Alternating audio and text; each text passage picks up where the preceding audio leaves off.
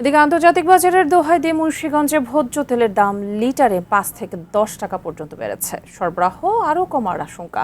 মুন্সিগঞ্জ সদর বাজার থেকে বিস্তারিত জানাচ্ছেন প্রতিনিধি ভবতোষ চৌধুরী নূপুর। নূপুর, এই যে সিন্ডিকেট এবং বাজার নিয়ন্ত্রণে প্রশাসনের কোনো তৎপরতা আপনি দেখছেন কিনা?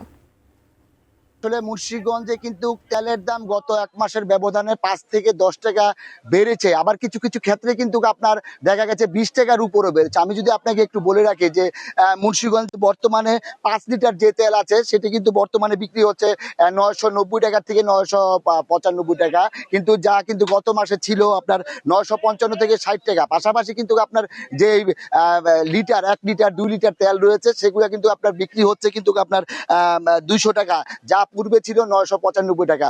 পাশাপাশি কিন্তু আপনাকে আমি একটা জিনিস বলে রাখি যে আমাদের এখানে খোলা তেল যেটা ছিল আপনার প্রায় ২০০ টাকার মতো বা ১ মাসের ব্যবধানে সেটি ২১৫ টাকা হয়ে বিক্রি হচ্ছে।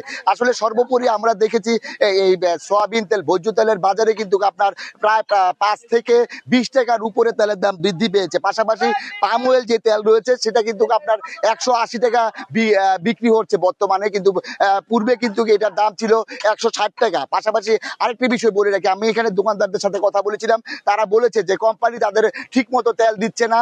তারা যদি মনে করেন ৫ কার্টন তেল চায় তাদের ২ কার্টন তেল দেওয়া হচ্ছে, মানে তারা একটি কৃত্রিম সংকট তৈরি করছেন এবং কোম্পানিগুলো বলছে যে মধ্যপ্রাচ্যের পরিস্থিতির কারণে কিন্তু এমন অবস্থা হয়েছে। পাশাপাশি পরিবহন মধ্যপ্রাচ্যে যে যুদ্ধ পরিস্থিতি সেই কারণে জ্বালানি তেলের দাম বৃদ্ধি পেয়েছে, এই কারণে পরিবহন সেক্টরে যে পরিবহনের খরচও বৃদ্ধি পেয়েছে, তাই কিন্তু তারা এই তেলের দাম বৃদ্ধি পেয়েছে। পাশাপাশি তারা বলছেন যে এখন এমন পরিস্থিতিতে কিন্তু আপনার যে তেলের টানও রয়েছে এবং তারা বলছেন যে আসলে এরকম পরিস্থিতি যদি চলমান থাকে তাহলে কিন্তু আপনার এই তেলের দাম আরো বৃদ্ধি পেতে পারে, পাশাপাশি তেল নাও পেতে পারে। আমি এখানে বিভিন্ন বাজারের দোকানদারের সাথে কথা বলেছিলাম, তারা বলেছে যে বড় বড় যে কোম্পানিগুলি আছে সেই কোম্পানিগুলি তাদের তেল দিচ্ছে না।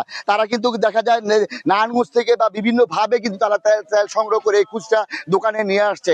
আরেকটা বিষয় বলে রাখি, যেখানে ক্রেতারা এবং বিক্রেতারা বলছেন যে আসলে যে তারা যে অসাধু ব্যবসায়ীরা সিন্ডিকেটের পর্যাপ্ত মজুদ থাকার পরও সিন্ডিকেটের মাধ্যমে কিন্তু তারা কিন্তু আপনার এই তেলের দাম বৃদ্ধি করছে এবং মজুদ করে রাখার কারণে কিন্তু তেলের দাম বৃদ্ধি হয়েছে।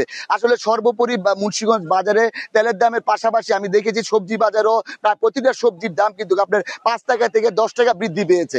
এরকম একটি পরিস্থিতি মুন্সিগঞ্জ বাজারে বিরাজ করছে। এই ছিল মুন্নি আমার কাছে মুন্সিগঞ্জ থেকে তেল নিয়ে সর্বশেষ পরিস্থিতি।